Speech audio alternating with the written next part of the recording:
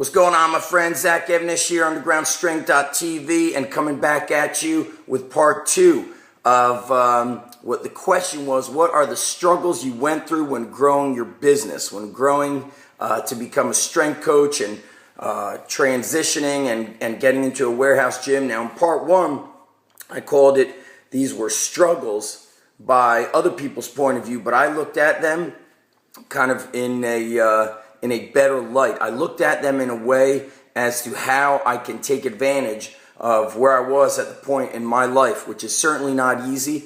And by all means, I always tell people, I'm not perfect. I'm big time flawed, just like every human being is. But then it's the decision making. It's how you look at things that will either empower you and give you power over the position that you're in, or you will be controlled by the position that you're in, controlled by your environment, overly influenced by your environment, the people, the places around you, the things that you hear. So in part two, one of the toughest things for me was that some people that were close to me were really laughing at me. Now, mind you, this is back in the day when if you wanted to create a PDF document, you had to buy a CD-ROM called PDF Maker that was something like $200. Or you would have to go on eBay and buy a bootleg version, and then that version would only allow you to make 5 PDFs, and then you'd have to buy it again. It was insane at the time, and I did not know anything about, I didn't even know what a PDF was, to create an ebook, to create special reports, creating newsletters, putting out content in the way of newsletters. I was writing like a madman, and I was doing that to interact with people throughout New Jersey, especially in the wrestling community.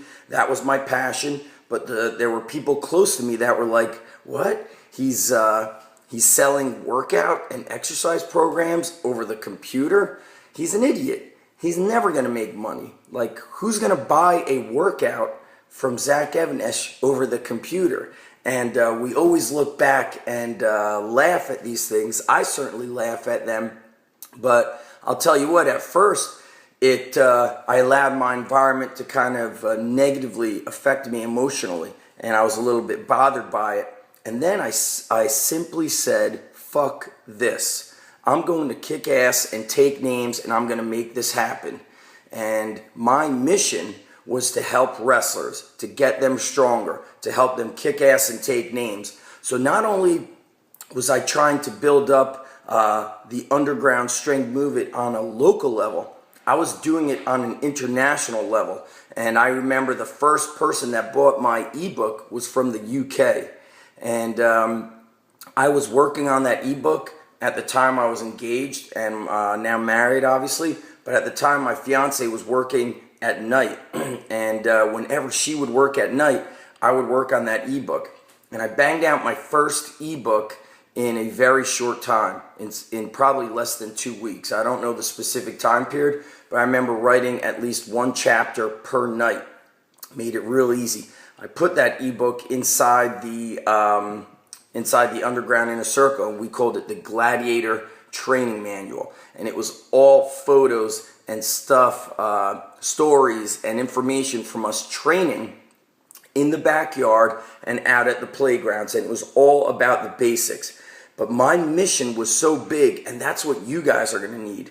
You see, I had the closest people against me, and the reason why I had to share this with you is because I hear it so often that many of you have the people closest to you that supposedly love you are doubting you. You cannot let anybody's thoughts, doubts, any of their negativity bring you down. You've got to oftentimes be a one-man or one-woman army to make it happen.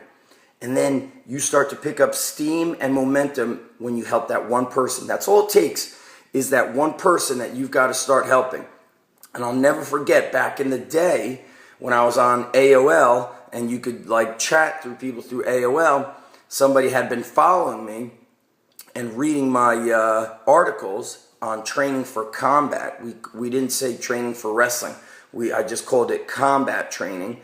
And he said, hey man, why don't you reach out to this website? They're in the UK and they review people's ebooks and all that stuff.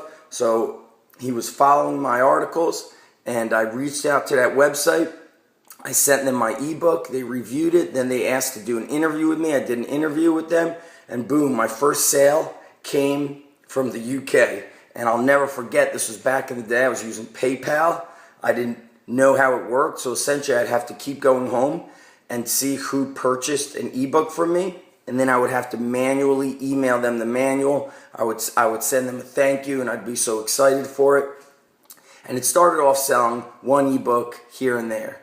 Then it grew steady, one a day. It became two a day, and I'll never forget the first time I sold 5 of those ebooks in one day at $19.95. I was so friggin' pumped up and so freaking excited. And the momentum just kept climbing and climbing from there. And I grew stronger from within. And I became more resilient, not just to people doubting me that were close to me, but I became resilient to the negativity that's found all over the internet. And essentially what I always did is I just put my head down, got my hands dirty by working hard, stayed humble, and anybody that doubted me, I just said, fuck them. That's it. Fuck them. And that is always how I was able to rise above. And anytime somebody doubted me, or anytime somebody doubts you, you've got to be able to back it up with your results. So anytime somebody's like, oh, this is wrong, or whatever complaints or negativity they had, I always said, let them test their wrestlers against our wrestlers. I would put my wrestlers up against any wrestlers anywhere, anytime. Does that mean we'll win all the time? No, there's 1,000,001 factors involved, right? Who's a better wrestler? Who's mentally better prepared? But physically, I knew our training was giving us such an edge. And especially at that time, I did not fit in. Why did I not fit in? Because the training back then was really being touted as quote-unquote functional. Every book that you bought, everything on the internet was based about rotating through the core, stand on one leg, stand on a wobble disc, do your push-ups on the core maximizer. Everything was twisting, wobbling, standing on one leg, using cables. And here we were, training at these ghetto playgrounds, sprinting up hills through the woods, carrying logs, swinging sledgehammers on cut-down tree stumps, climbing trees in my backyard, pushing my trucks, climbing up stairs on our hands when there's snow outside, jumping on and off picnic tables as box jumps. The world was certainly not on my side, and not everybody's going to be on your side. So remember, when you want something, if your mission is so big enough and so passionate enough, you should easily be able to say, fuck you, and move on and succeed. So that may have been a struggle for me. I turned it into something positive. And to this day, I don't care who doubts me or who stands against me. All I care about are the people that I'm trying to help. People like you, my athletes around the world, coaches around the world. When you're passionate, there ain't a whole lot that could stop you. I'm Zach Evanesh, undergroundstrength.tv. Make sure you guys subscribe. Now we have 3 kick-ass gifts when you sign up, and you will love them. That's the bottom line. All right? Peace out, guys. Later.